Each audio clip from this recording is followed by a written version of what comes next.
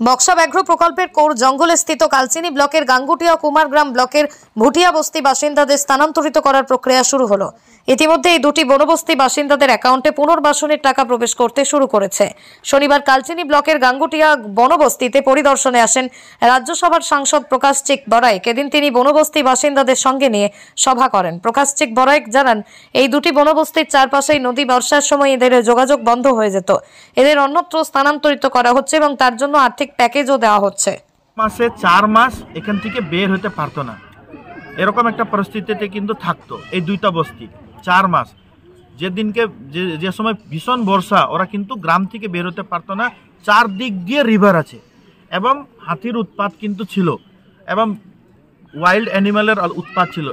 এইসব সিচুয়েশনে এদেরকে কীরকম প্রোটেক্ট করা যায় এটা কিন্তু দেখা হয়েছে। প্রশাসনিক দিক দিয়ে এই গ্রামের লোকেরও অনেক প্রবলেম ছিল, এটা কিন্তু সলভ করা হয়েছে এবং নিশ্চিত থাকেন ভালো একটা সেন্টার এবং ভালো একটা জায়গাতে নিয়ে ওদেরকে সুন্দর করে ওরা নিজের মতন চয়েস করে নেবে, এরকম ব্যবস্থা।